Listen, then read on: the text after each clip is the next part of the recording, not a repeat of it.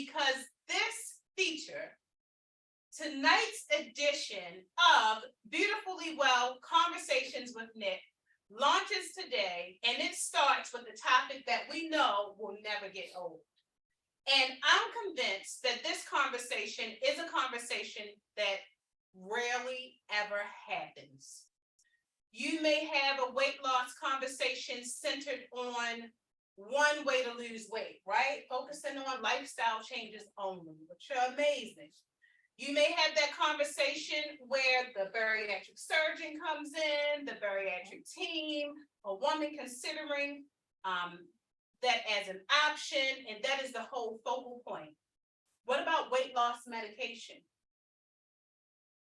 This conversation, you are in for a treat with Roni, Michelle, Wendy, and Tarsha as they share their journey to weight loss, all with the big goal, weight loss inspiration.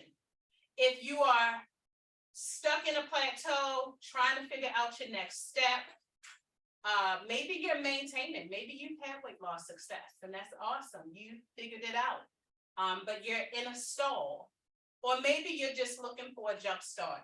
Well, trust me when I tell you, you will be inspired at their amazing stories. So ladies, this is how it's going to go. It is an informal conversation. I will tell you, we did not rehearse this on purpose, or else it would not be a conversation. The biggest picture here, so for our panelists, if you would like to just start and briefly introduce yourselves, if we could take a good minute of your time, and then we'll dive in. So we'll start with Roni. Sure. My name is Roni R. Speaks. I am the founder of Sisters Moving Forward. I'm also a motivational speaker. I'm a certified personal trainer, and I also just love talking to people one-on-one or in a group about healthy living. And so that's what I do. Awesome, and welcome again. My name is Michelle Pettis, and I am the author of Leading Large, The Stories of a Food Addict.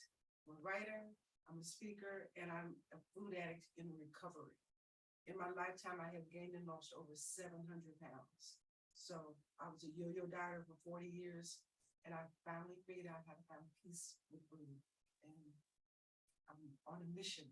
I'm on a mission to make sure that we all know how to eat for the right reasons, so that we can live for our lives. Love it.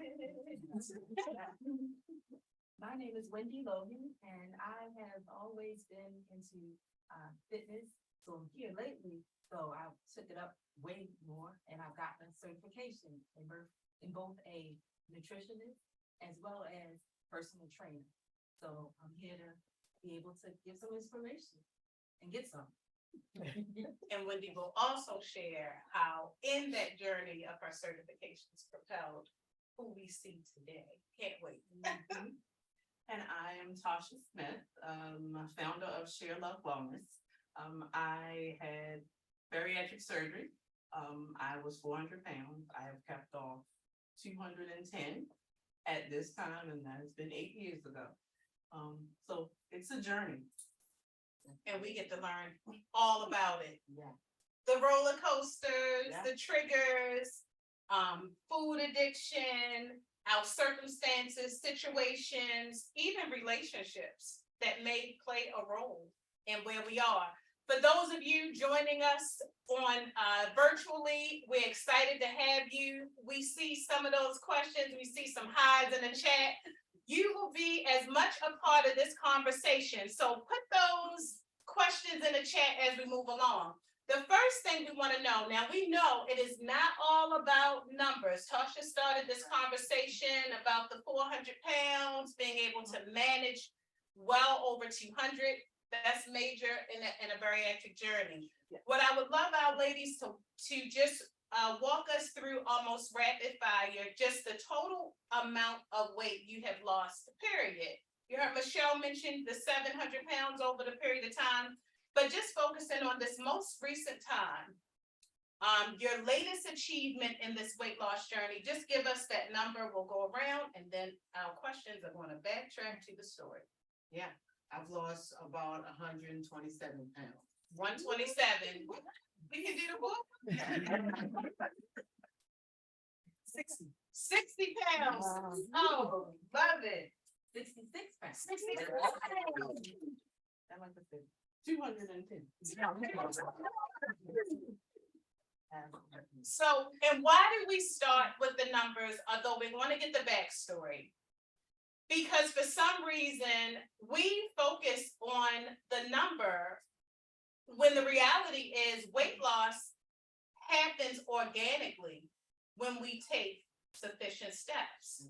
So we're going to go backwards because understanding where these beautifuls have come from and parts of the journey is the best way to look at how we rewind.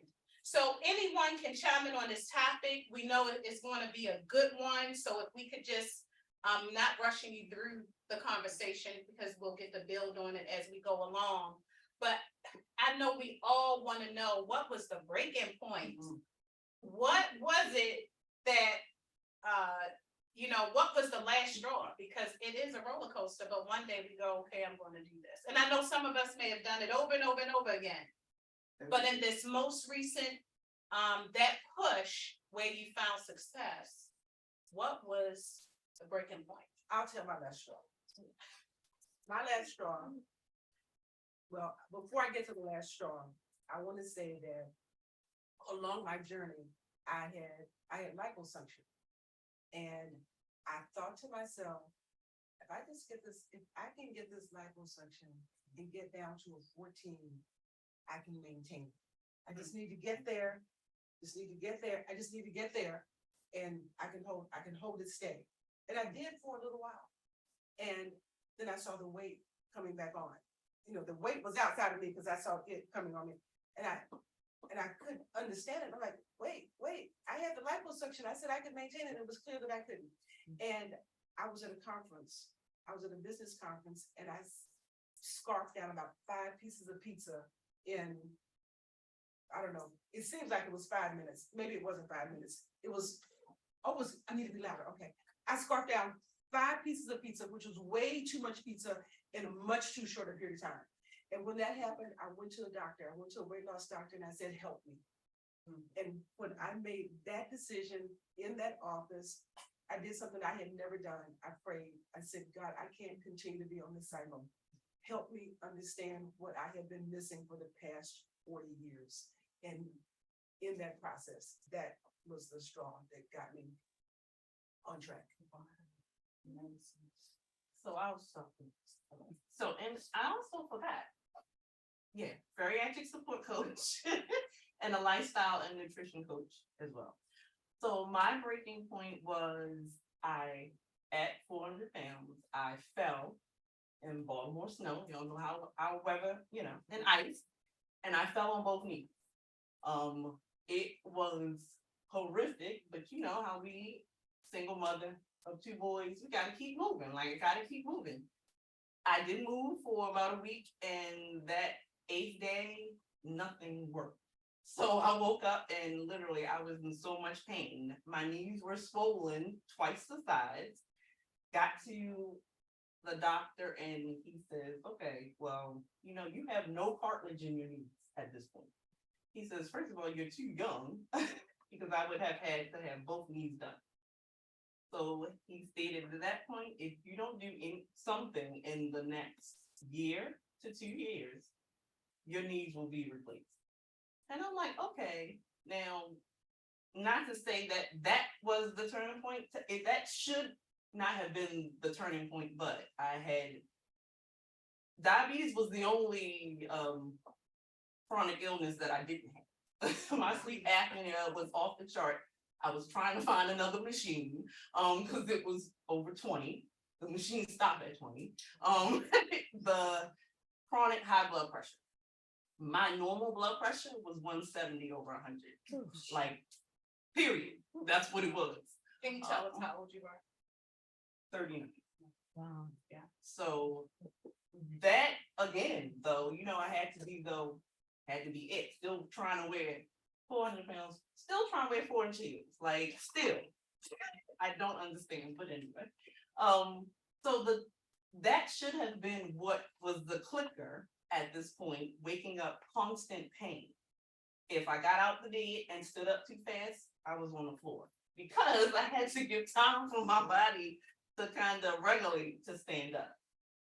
At that point in the office, I was like, okay, well, my mother had her knees done. I'm good. You know, I've seen her recover. And he says, and you know, you can't wear heels once you have your knees done. And I said, excuse me?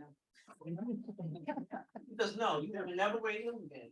And I'm like, okay. And as my mother said, I was vain, but it's okay. And I was on the phone the next day, like, Sinai, I need to do something. And that pretty much was that to the start. That was the start. Amazing. Well, my last straw was when I was doing something that came easy to me, believe it or not. That was exercising. That came easy to me. I did that every day literally every day for like a year and a couple of them. And when I woke up eventually one morning and I had these dizzy spells, and I'm like, I'm exercising every day. Why am I having dizzy spells? I mean, every morning and even throughout the day, if I looked up, the room was spinning. So I was like, something's not right. So I wasn't a person to really go to doctors because I felt I was in pretty good health. But I went this time and I said, what's wrong with me? So they let me know that I was 1 point away from being pre-diabetic and I needed to work on my nutrition. So exercise is good, especially for stress relief. But when it comes to losing weight, I've learned that nutrition, when they say 80% nutrition, 20% exercise, that is no lie. Yeah, That is absolutely. it. Okay. Yeah. I know you have to have a breaking point. And when I talk to my clients, people always want to know what you do, how you do it. If you're not broken, you can't fix it. And the problem with most people is they think they're broken, but they're not. So you yo-yo a lot of times because you think you're broken, but you're not, because the willingness, what food has over you, we're all addicts. And I tell people I'm an addict first, right? And I'm an addict and I fight every day because that 300-pound lady chases me every day. She doesn't vacation, doesn't sleep, doesn't take a day off. She's always after me. So I'm always having to be ready. So my breaking point was during the pandemic. I remember watching My 600-Pound Life, and I was laying on the bed watching episode 16 with a young lady named Lenithia. Yeah. And Lenithia went to Dr. Now and said, Dr. Now, I have to eat. And he said, you're over 600 pounds. You cannot eat for 4 years and you won't die. And something clicked in me that said, wait a minute, you can eat 3 meals a day and not snack and you don't die. And I videoed myself that day, and the person that I saw was so broken. She made me cry. I cried. So I was so desperate, I was going to order those weight loss teas. And then it clicked back to my head that Dr. Now said, you can eat 3 meals a day with no snacking and you won't die. Dying is the word here, because at 300 pounds, I walked, I did all of those things, but I was dying, right? So you're either getting busy living or you're getting busy dying. It's no in between, right? This journey is about not just, oh, I lost 200 pounds, or I lost 500 pounds, or I lost 600 pounds. It's about every day becoming the best you can be and looking at yourself worthy enough to be the best person you can be. And I didn't see myself as being worthy in those areas. So when I decided to change that broken day, right, I took a picture of my belly and I had it here, but I was literally holding my stomach and stomach was over my hands. So if my hands were like this, my stomach was over my fingers.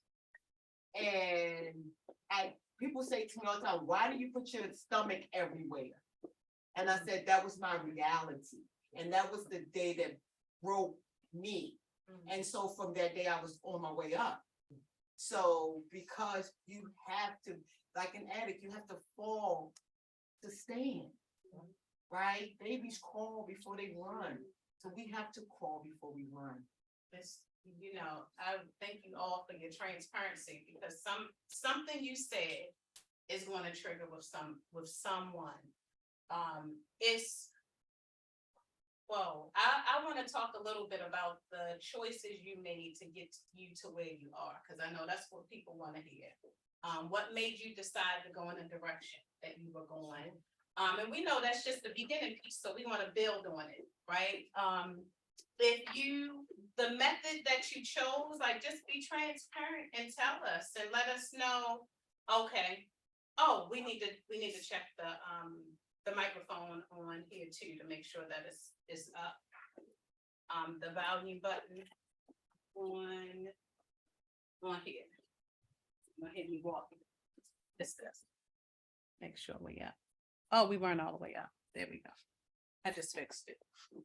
So this, I think, okay. Thanks, Angie. So we could probably come up with, well, y'all know, I have the biggest mouth in the room. Yeah. So we can project, maybe even push up a little bit, closer to the microphone, but the computer was down a little bit. That's good, yeah. Yeah. That, you should be able to hear pretty good. Just tell us what you decided to do and what helped you reach those results. You can, kind of take us around about. If I want to say Tarsha, the last a little bit, and we're going to dive in, because I know what you're going to say is going to trigger this next question. So if you good with that, what was we know you went to the weight loss doctor, but what happened next? So I was the weight loss doctor. I understand that that's not the first time that I went to a weight loss doctor. I think I went to my first bariatric doctor in 1980, maybe 1985. I didn't even know what the word bariatric meant back then. And I went on a low calorie diet back in the 80s, 500 calories, lost the weight, lost that 60 pounds. And, 2 years later, I had gained weight back.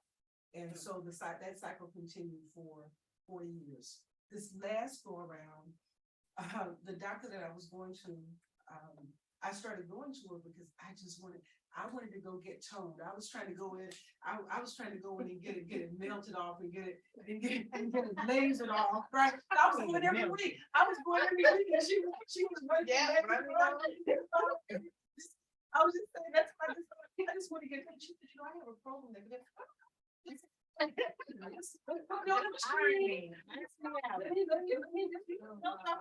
just have to get toned all the time. I'm, headed to those 5 pieces of pizza. And so she told me about this program. I really wasn't interested, but when I had that, what I call in my book, the Pizzagate breakdown, and I went to her office, and I was just like, help me. And she said, she saw me right there, right on the spot, because she saw my desperation. And she said, okay, here's a program that I have for you. And the program that I was on was one where I gave myself the shots. It's called HCG, and it's an appetite suppressant. And you're on a low calorie restricted diet. And that doesn't work for everybody. When she gave me the diet, I knew I could do it. I wasn't concerned about doing it because I had done diets many times before. But the thing that I was concerned about is that I needed to figure out a way that I would not gain the weight back. I needed to understand. And so she said, okay, you follow this program, you follow it for 3 weeks, 6 weeks, and then you're off of it. You have to maintain that, and then you cycle back in.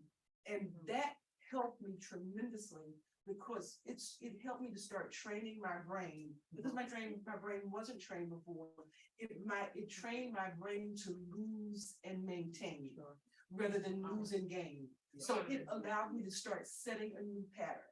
And when I started setting the new pattern, the thing that was powerful in this program, because I was only eating 500 calories a day for that period of time, and the doctor said, you won't be hungry. Okay. Give your shot, eat this 500 calories, follow this, you're not going to be hungry. And she was right. She was absolutely right. But what happened was I found myself wanting to eat. And because I had prayed, and said, God, help me ask the right questions, help me understand. It came on me. I know I'm not hungry. I just took the shot. I just ate I'm not hungry. Why do I want to eat? Yeah, Why do I want to eat? you have to deal with the why. You have to deal with the why. And so in that moment, I'm like, what? Wait a minute. Yeah. I looked it up. I looked up the definition of food. I was 60 years old. I had never looked up the definition of food. And I saw it there. Nutrition, nourishment, energy. That is all food is. Yeah. And it was like I Yeah. had a eureka moment. Absolutely.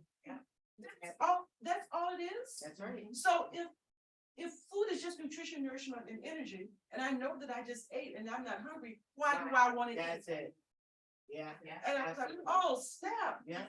So it made me think, Yeah. all right, what has happened? Sure, yeah. What's Yeah. making me want to eat? Yeah. And in that moment, I got absolute clarity. Yeah. Absolute Yeah. clarity.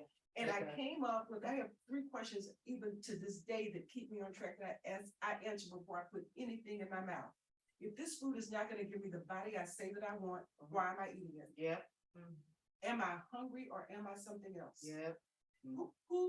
Who just called me? What did I just see? What did I Yeah. just experience? Was I Yeah. hungry 20 minutes ago? Why am I hungry? What, is this really hunger?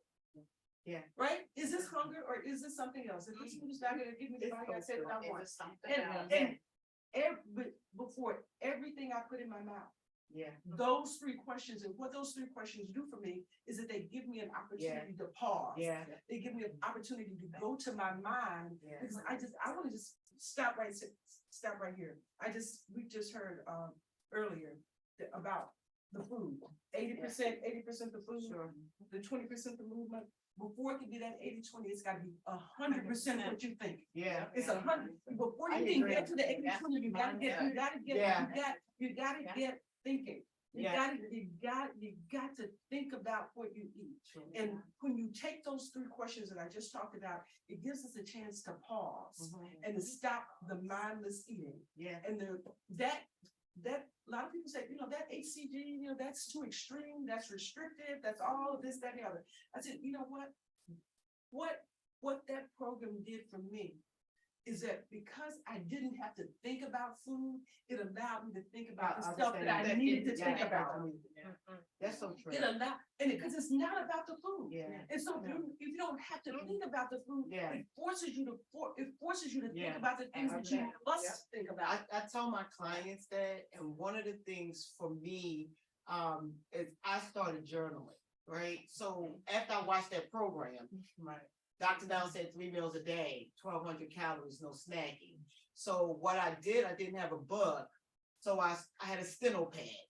So I wrote in a steno pad, the time I ate, the date, what I ate, and then how I was feeling. Yep. The Yeah. feeling is so important because we eat when we're happy, we eat when we're sad, we eat with our friends. Eating is what we do, right? So eat by yourself. And one of the things that's really interesting is I looked up online, how long does it take to start a habit that's lifelong? And it said 66 days. Most people say 21 days, but it's 66 days. So I took 66 days out, no exercise. Not one bit of exercise that I did because I had to learn how to eat. Yes. Right? Yes. People think because you put food in your mouth that you know how to eat. You don't know how to eat because if you did, you would be able to control what you're eating. So that's the tough part, right? You need to be able to have self-control to know that your food is there to keep you alive and that's it. Now, when you get good tasting food, that's a bonus. That's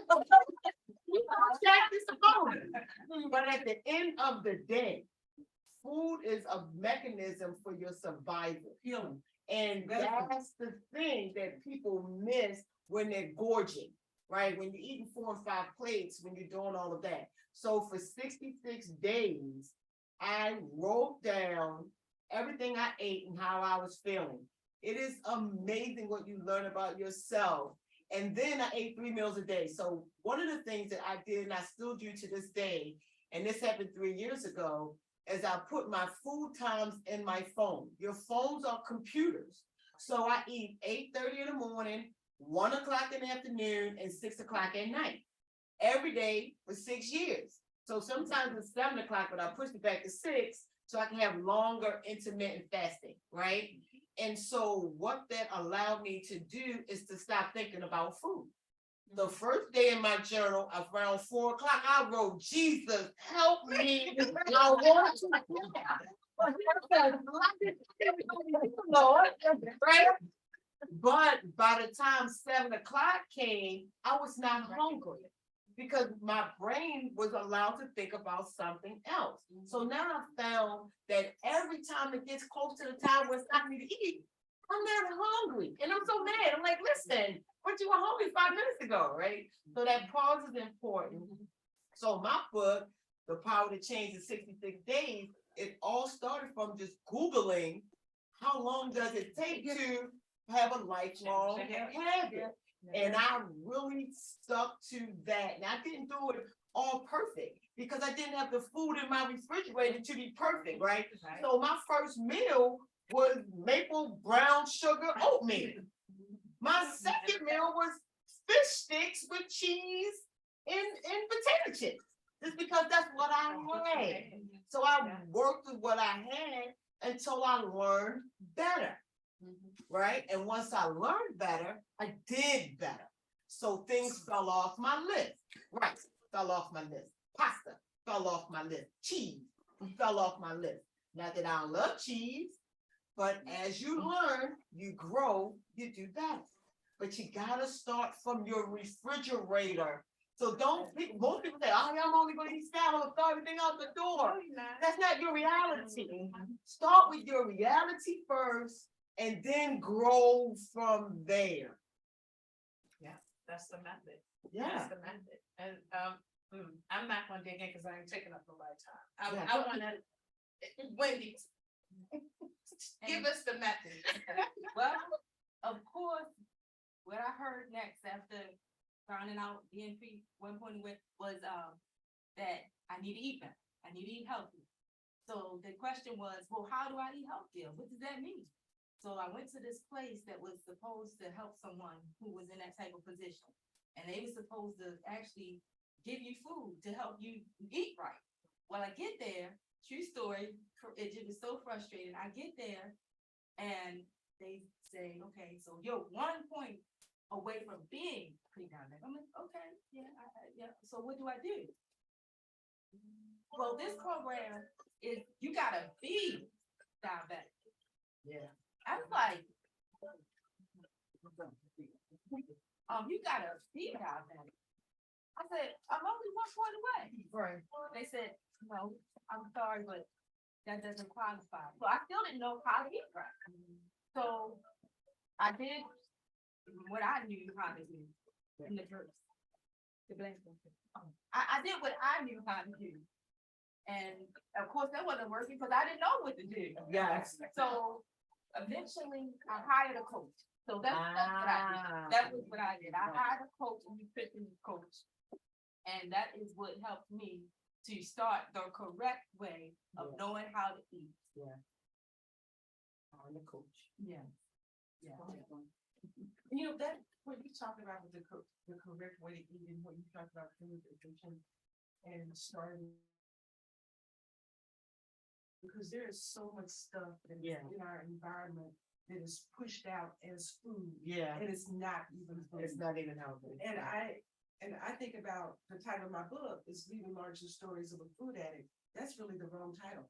I was a processed food addict. It is the processed foods that keeps us trapped. It's the trap. It's a process that keeps us addicted. And it's formulated to be addicted. It is. And what happens with addiction actually changes your brain. Yeah. It changes your brain so It's that like drugs. so that you can't even exercise control it because it changes your brain. It's the drug. And it's in the food. Yeah, And it's in we the don't food. even know it. Yeah. And I think about you know, that, those 5 pieces of pizza, that was addiction, that was stress, that was a bunch of different things. But, you know, you go to, I mean, in the old days, I go to a Mexican restaurant, I eat 5 baskets of chips because they were free, right? You know, the emotion was they owed me the food, right?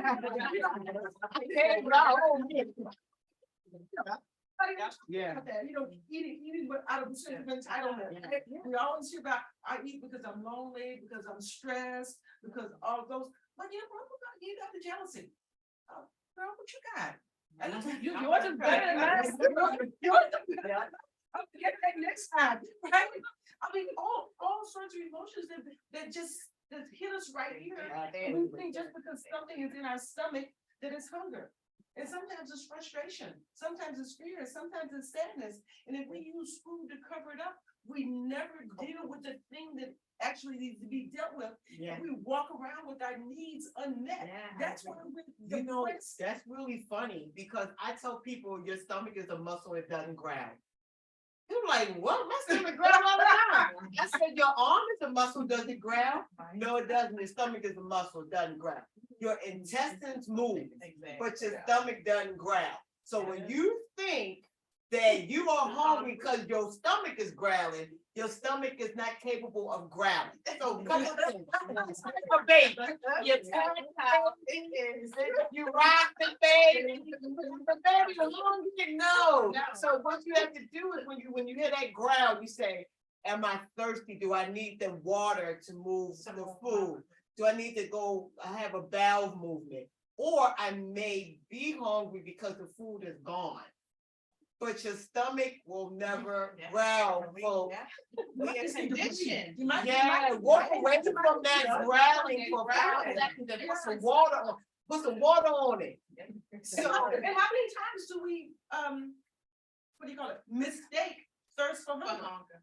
Yeah, right? A lot of us aren't Right. making enough. Or we eat because we're tired, right?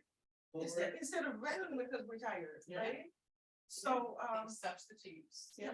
It's like, so we heard Michelle's weight loss injection, Roni, that 600-pound life. I watch it every once in a while, but I'm telling you, you remember the episode number, you remember. And Yeah. that journey did not start with trying to find a trip to Whole Foods No, so it you was could not. meal prep. You were not out on a hunt for all organic foods. You first looked at your system of eating, your pattern of eating first. And the beauty in that scenario is being okay with where you are. Because if we go too far out on a limb, we already know that's the yo-yo. We could see even with the experience with the quote unquote professional and program to help you get where you need to be from a nutrition standpoint did not prove to be exactly what you needed, and you had to take those steps and continue to be an advocate for yourself. I wanted to save Tarsha's journey, not for the end, but so that it could lead us to those other pieces of the journey. So tell us a little bit about that experience. We know the Hill thing scared you to pieces. I know, which is crazy. I know, but that was, I'm That's sorry. right. Like if you could just. It was just hard. Like I said, at that point, it was just living hard. You know, we as women, because we're the caregivers, we do everything, we take care of everything, and it doesn't matter, we can be broken down, but if someone calls and it's like, I don't feel like it, but I'm gonna get up. It's like, come on now. So for me, that was it. I was taking care of parents. I had at that point 2 disabled kids. I was a single mother. And I literally I ate because there was nothing else to do. Yeah. And just to piggyback off of you, that's a post I always go to. The emotional weight is way heavier than your physical. Absolutely. Your physical, your outside basically reflects what's going on inside. Yes. So I know with a lot of stuff that you have to first, like we say, the journey starts way before we was going to a doctor doing anything. It has to be the mindset. At that point, it's like, are you tired? Because it was like, either you're gonna live or die. And I said, I gotta live because my boys was everything. That was it. It's like if nobody's gonna take care of them but me, right? And all, well, I had to live for them. So I mean, and I lost weight. I lost 100 pounds twice on my own. Back then it was the step. I was doing a step 4 times a day. I was gone, but I was still eating cheese sticks. Because I was in a hair salon, so I was on my feet all day, but I was paying up them cheese sticks from Park Heights, get some good stuff. But but that's what I was doing, and I lost 100 pounds with that. So in my mind, okay, I'm good. I can do this. Okay, I think we had that conversation earlier. It was like, yeah, but when you gain that weight back, they bring friends. So it was like I lost 100, but gained 150. It was like, okay, went back in. I started the thin thing. That didn't work for me. Everybody else was dropping weight like that, and I'm like going to this. I was like, well, maybe y'all using the wrong manufacturer. Like, this was not working. Like, I don't know what's going on. Right. I did that for 6 months. Like, I went through all of that, and at that point, it was like, I'm just tired. And one morning, I just was like, if I don't do something, I'm just gonna be, I'm gonna be done. And it was a health scare because, of course, 39 years old, I was not having a heart attack. However, it felt like it was. Yeah. And they explained to me, well, first of all, if you walk around with your high blood pressure, and 170 over 100 is extreme. That's more than hypertension. Yeah, it's extreme. However, that other piece is that, oh, well, my mother has high blood pressure. Sure. And my family, Yeah. They- I'm supposed to have it. The big bones. So going to it, okay, I can deal with it. She's still moving around. She good. I can do it too. Oh, so you were telling yourself you don't even deserve good health. Exactly. Because it was like, because that was it. And going back, of course, like I said, the emotional weight, trauma, Yeah. and understanding, yes, your childhood traumas, all of that, if you don't deal with And you it, have to deal with it will follow you. And you have to. And it will come out in other ways. Right. And you have And to. it did. Yeah, So absolutely. I started therapy first. Yeah. That was before I even went to the vet, because Sure. I needed therapy. Because things was coming up, and it's like, well, what's going on? But of course, that takes time. Yeah. And of course, we, even though, I'm not gonna say this generation, but my generation, microwave generation, like, man, Right now, yes, me now. Yeah. I wanna lose 50 pounds in 6 weeks. Yeah. I hear it all the That's fine. time. I can do this. Yes. But again, going to the therapist, like, I loved him to death, and he just kept pushing me Sure. and giving me the questions to make me do the work. Yeah. And that's what it was. I had to do the work. Sure. So after I, like you said, going places you don't want to go. That's literally what it is. And Yeah. that's why you're eating. Well, that's why I was eating. Yeah. Because in my story that was published in Obesity Health, I started off was like, food was my best friend, Yeah. my worst enemy, Yeah. my boyfriend, my Yeah. husband. Like, Yeah. it was that. It was. It did not judge me. No, it It did was not. good. Torn down, it comforted me. Yeah. And then, as it was mentioned, okay, you eat when you happy. Yeah. This is the first thing. Oh, I got a promotion. Go Celebrate. not go take a walk. Right. Let's go eat. Not go go to the park. You eat when you're sad. Yeah. And as you shared before, piggybacking how you feel, your emotions, that drives food. Yeah, it does. And that process, sugar, Yeah, absolutely. Yeah. it's hard. And I think that's the other piece too. When people that don't understand being obese, having health problems, they don't get it. Yeah. And so that was also my piece. Because of course, when I go into the hospital or I go to the doctors, what do they see? 400 pounds. You need to lose weight. You didn't give me a test for what I came in here for. You just told me I need to lose weight. Weight is not the issue, but it was. And what the weight did, it covered over a multitude of things that was going on with me and things that I'm dealing with now. But because of the weight was there, it wasn't addressed. You gotta deal So with it's like, okay, Yeah. so it all comes together, Sure. but it is dealing with yourself and Yeah. getting down, as they say, deep down in Yeah. the dirt. Yeah. The weight is To a go mask. there. It is, and that's all It it masks is. the hurt It and it masks. masks Yep. your trauma, and Yeah. people think, oh, I had a wonderful life, but I'm still fat. But you don't understand there's something Yeah, in yeah, you yeah. that doesn't see you as worthy to be healthy. Yeah, Yeah. and we And talk about addiction. Sure. It's a vice, and of course, with bariatric surgery, you lose one, but you're picking up another. one. Like you're going to another. Oh, can I? You're finding one. Can I talk about Yeah, Hold that Right. thought, hold that for one thought, Michelle. Yes. Because Tarsha's, you went in, but I feel like there's this piece we gotta drive back into. That moment you said, I'm going to do bariatric surgery. Yeah. Oh, And yeah. what were some of the steps that you had to take, or just what was that process like? Because I know that out there are women who are either considering it, there's some that may have done it and thinking about what they're going to do again. Yeah. But briefly walk us through when you made that decision, like how long is it? I mean, I think some people who don't understand bariatric surgery thinks that on Monday, if the doctor say I'm all good, that means by next Monday, I'm probably setting up surgery. But what really, because I think a lot of people, And then the next week They after don't that, I'm know. 200 pounds lighter. Exactly. Yeah. Yeah. So, I mean, the process, it's a long process. However, the process now, because things have changed like anything else, but still, it depends on your insurance of how long that process is. Some people can have their surgery date in a month. Some people have to wait 3 months. I had to wait 6 months, which was good because the time helps you deal with learning the lifestyle, because it's a lifestyle. The surgery, and of course, I hear that, I've heard that, and I love when people come to me and say, oh my goodness, you took the easy way out. And normally that's the ones that's struggling with weight themselves.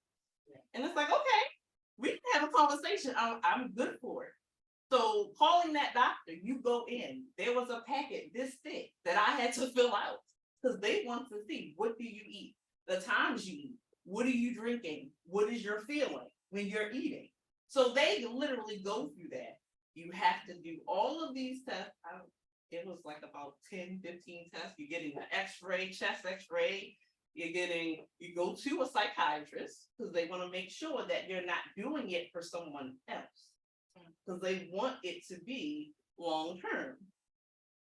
But again, you can go through all the motions, but still, if you're not ready, it really doesn't matter. But yes, the insurance is that piece. You see a nutritionist every month, however timeline that you have. Every month you're going in for a check-in, a weigh-in. The surgeon gives you an amount of weight that you have to lose prior to the surgery. So, because as my surgeon, I love my surgeon, Dr. Leah Sinai, I love her to death. She stated that does a couple of things. For one, losing weight helps the surgery, help them with the surgery, because then it shrinks the liver, it gives them a little bit more room to work in there so that, nothing hopefully doesn't happen or so. But what it also does is shows your commitment. Yeah. As far as, are you really ready? Like, this is what you want to do. Again, a lot of people know, I know a lot of people know people that said, oh, I had weight loss surgery. That don't work. I gained the weight back. It doesn't matter. Just like you said, the stomach is a muscle.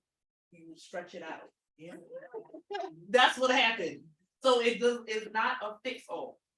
You cannot eat. So the 3 types of most common weight loss surgery is the lap band, which is a band that actual object that they put around the top of your stomach, and they change the size of it with saline or water. So you actually have a port that's like right under your skin. So they work with that. The second thing is a gastric sleeve, which I had, which the surgeon goes in and cuts 80 to 85% of your stomach. So your stomach is literally like a small banana. But mind you, I asked to actually see my stomach. And my stomach was the size of a large watermelon. So we got to understand that's what you were filling up. That's what I was filling up. So of course I was always hungry. It was so big. And then the last one is the gastric bypass, which at that point they're actually bypassing your large intestine. So the purpose of bariatric surgery is to alter the body surgically, your digestive system. So your body actually digests food differently and reduce calorie intake. But like anything else, stories of people grinding up cheesesteak and trying to drink it, trying to eat and getting sick. And then it's like, oh my goodness, why did they have this surgery? It made them so sick. It didn't work. You have to ask the question, what were you doing? Like, what were you doing? Were you drinking a lot? Because that's the stretching in first. Once you have the surgery, you're in the hospital a couple days. Like I said, they in and out. Not to say in and out is not outpatient, but you know, if everything goes well.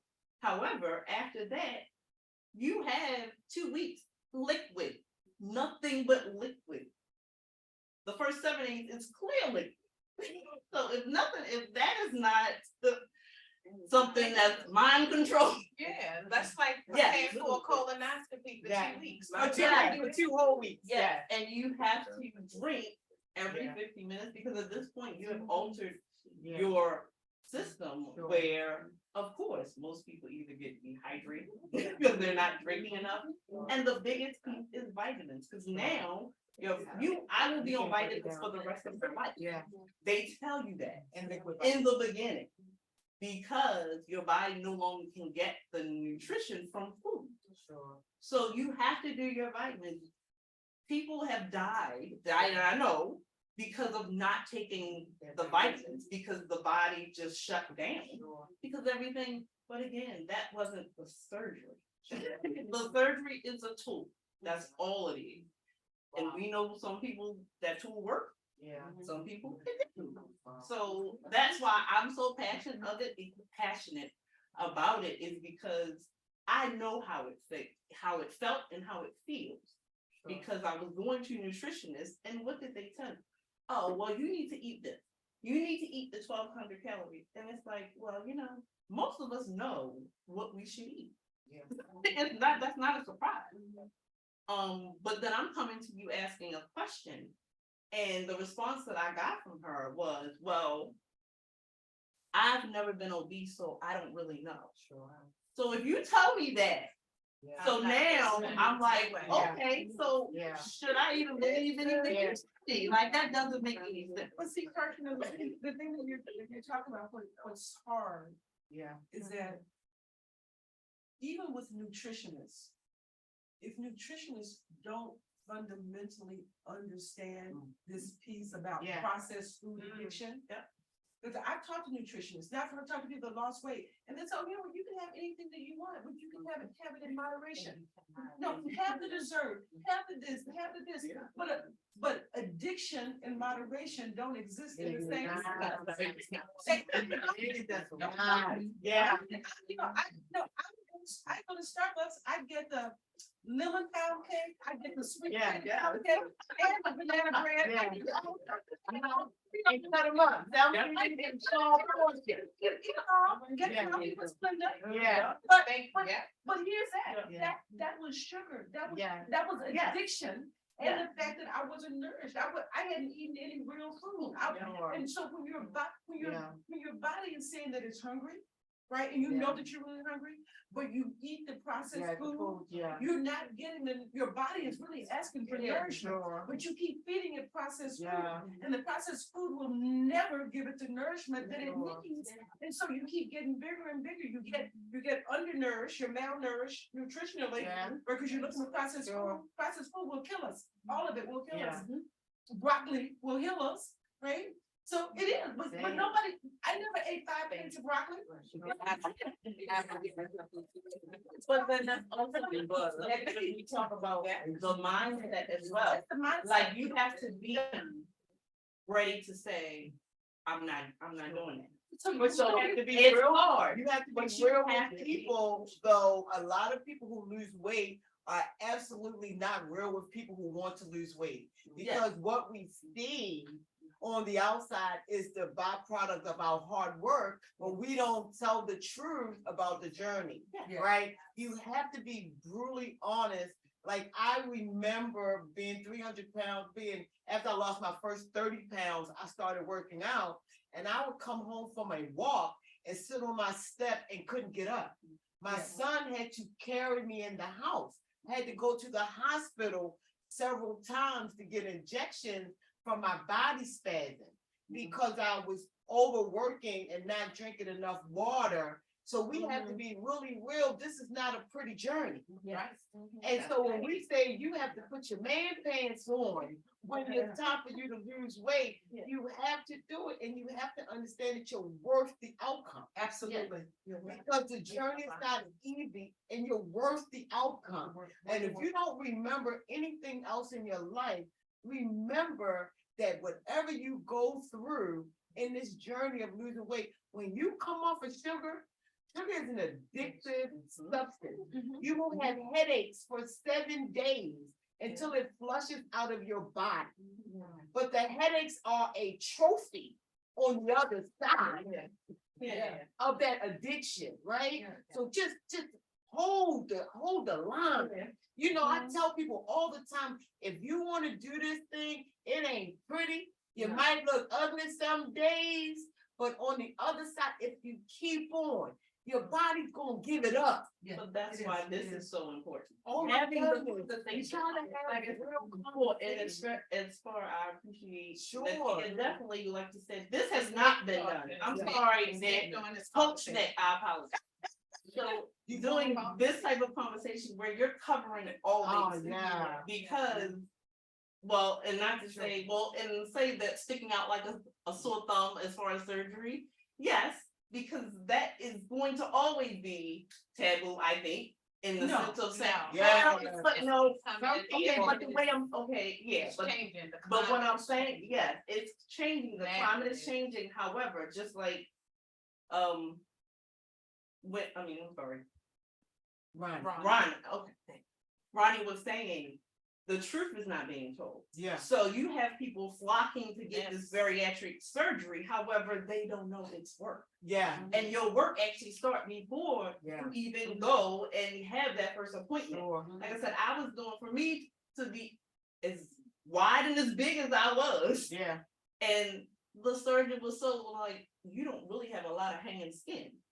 And I said, yeah, because I was wrapping my body, I was Yes. doing all that 6 months. Like when I said I'm doing it, I'm doing it. I wrapped everything, arms, legs, like every time I went out the house, everything was wrapped. Yeah. Because I was like, nope, I'm not, again, 600-pound life was that was my go-to. Yeah. And it was like motivation, but also seeing how easy it is.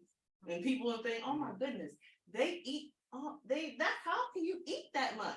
And you You do. can. You can.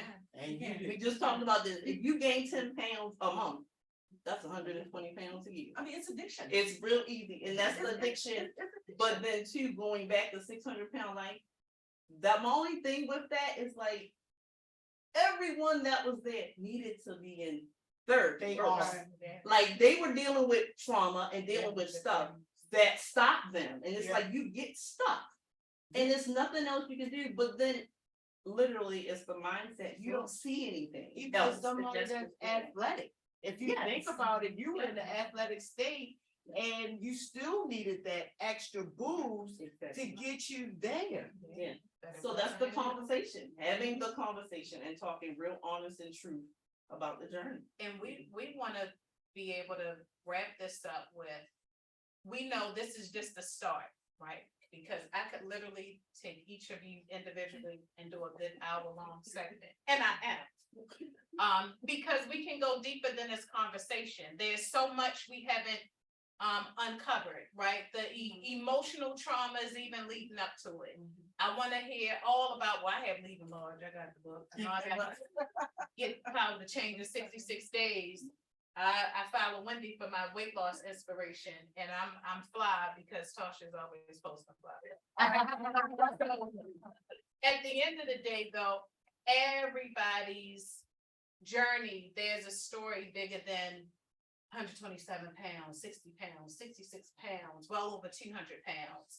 And it's that inner work that we talked about, people are not as transparent about, well, how did I get there? We see the exterior. To wrap it up, I would love for you to share one thing you would tell any woman. Now, we keep saying weight loss, but we all know it's the get healthy journey, because here, healthy is beautiful, right? We have to change the way that we see healthy. And for Black and brown women, healthy is not attractive, it's not sexy, it's very clinical. We see poor health, and I will say, we see chronic conditions, Tarsha mentioned it, as a norm. We are still living in a mind space where preventable chronic conditions are viewed as a norm, right? Because we dress it up, we figure out how to continue in it. We are dropping dead, and people say, I didn't even know she was sick. Yeah. But she only had diabetes. Not only. Oh, yeah, but she only had, I know she was on pressure pills. Yeah. We don't equate death with that. And I heard you say it multiple times, Roni. I heard Michelle mentioned it. I heard Tarsha talk about, girl, you 170 over, and probably weren't even on medication or taking medication like you were supposed to. So the weight loss journey really is the get healthy journey, because if it is just about weight, if I'm just tracking pounds, if I'm just tracking inches, I miss the point in so many ways. I miss the opportunity to grow emotionally, because I'm willing to touch those things that are causing me to not value my health as a whole. If I'm not looking at my health, then I'm okay if for some reason I'm still not controlling my chronic conditions, but I'm able to tap into some things that can help me to just slim down a little bit or lose some weight. Like everything else is not a part of this process. And that's the reason why we're starting with this conversation, because we know when we dig deeper, we will learn more about ways that you had to sustain it, those whys that we didn't really get deeper about, and how those whys change over the course of the journey. And then there's something else keeping you, we call it weight loss success, because the way you chose to go about it, we see. You still tracking the journey. So I want to wrap up with you just thinking of one thing you would share with a woman who is trying to find the strength or tenacity to be well, period. Wendy said, I got this. What I was saying is self-care. Invest in your self-care. Now, you notice I didn't say healthcare, self-care, because self-care is the catalyst to helping with medical healthcare. And believe me, medical healthcare is way more expensive than investing in yourself. Yes. So start with that. Everything else is wrong. I will be all over that one, but I'm gonna pause.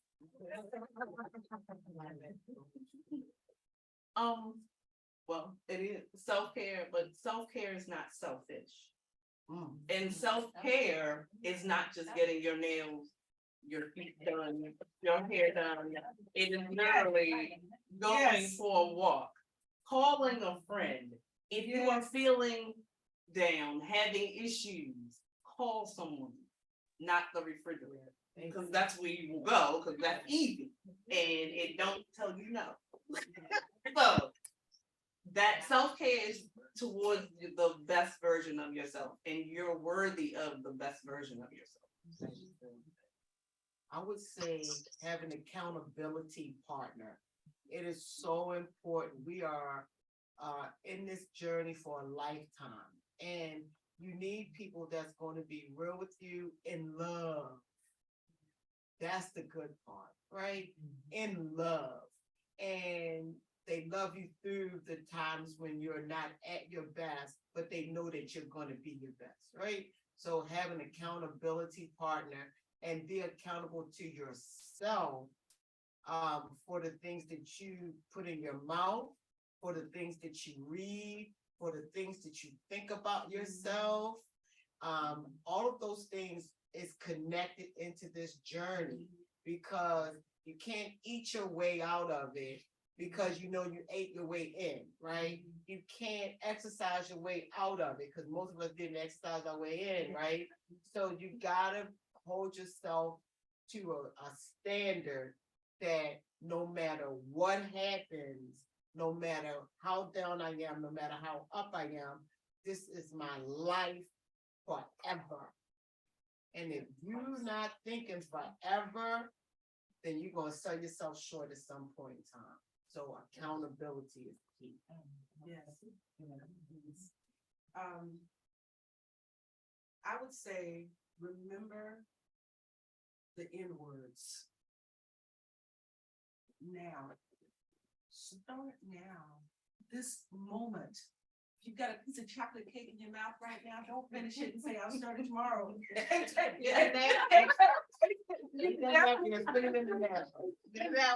And put it in the trash. Put it, yes, throw it away. I'm saying throw it away because it's not even food. It's not even food.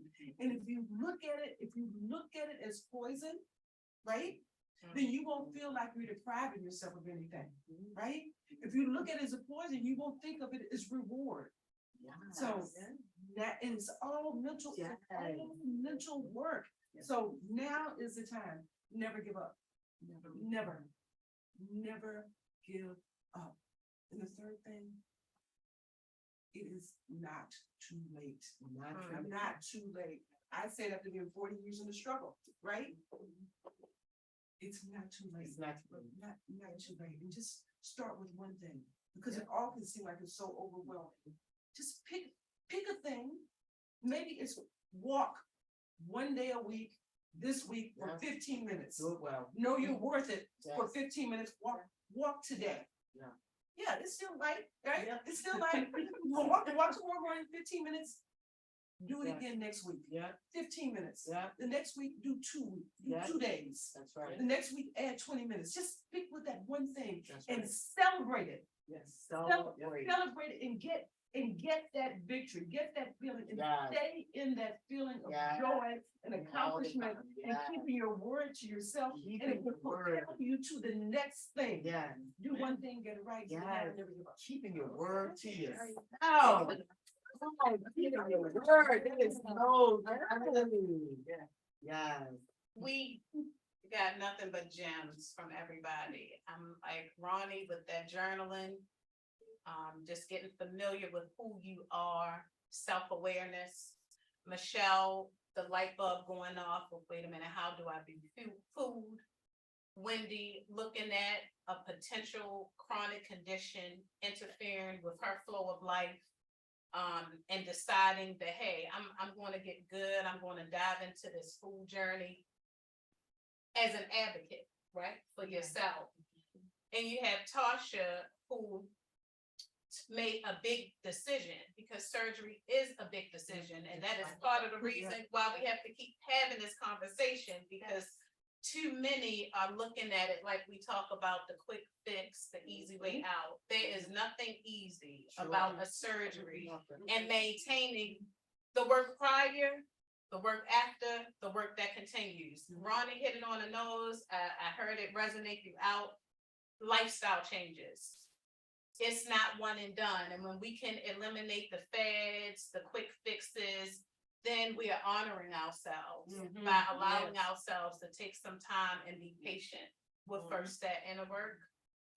And then allow ourselves to be okay with it being slow, to be okay with it being one day at a time. So of course I have to plug Amani Nicol Wellness. We are health innovation. Yes. And what is the innovation, right? It is self-care does me not only healthcare, but better care. Because at the end of the day, if I don't feel good, I'm not eating broccoli. But a barrier to a lot of it, and we'll talk when our next go round, we have to we have to evaluate our stress levels. And if we were to dig into that stress conversation, there's no doubt that there were stress factors behind it. Are we even recognizing stress? I will tell you, as Black women, we don't view stress the same. Because we are renegades, right? We get up, we just get it done. Don't even realize whole body internally falling apart. Yeah. But at the end of the day, stress affects us slightly different. It is clinically proven. There are clinical studies that's been going on for decades. Our metabolic health is impacted. I know Tarsha didn't have to dive into all the trauma, but metabolically, stress impacts our organs and predisposes us to these same chronic conditions that many of us battle. So we want to end on a note knowing I promised resources, I promised gift cards. I have to say Dr. G is not in the building, but she will be on June 15th. And who is Dr. G? Dr. G specializes in vitamin shots. We're going to bring that bariatric conversation right back. She is coming here, bringing her vitamin shots, what we call a weight loss supplement. It's not the medication, but she has the credentials for weight loss medication as well. That's a conversation that can be had with her on June 15th. But the weight loss supplement is actually simply a supplement to get you going and give you energy, especially if you are working out. So we're going to talk a little bit more about that, but she's bringing it to us June 15th. We will have a drawing, and I will tell you, I'm not saying come and get shots. I'm just saying you can use your gift card. I'm not talking tequila, right? But right. So we have to give a warm round of applause to our beautifuls because we appreciate you stepping out, being transparent, not holding back any secrets. There are no secrets when you love yourself enough to share your love with others. And I wholeheartedly believe that. So we want to give a huge round of applause. Give us some virtual applause on there. I see your hands going. Roni, Wendy, Tarsha, Michelle, thank you all for joining us. We appreciate those that came out. And stay tuned. We got this recording. We'll clean it up a little bit and make it available to you all. Leaving Large is the book, The Power to Change in 66 Days. We're going to get them book sales going. We'll make sure we add those into the chat. And most importantly, we want to continue the conversation. So thanks for joining us.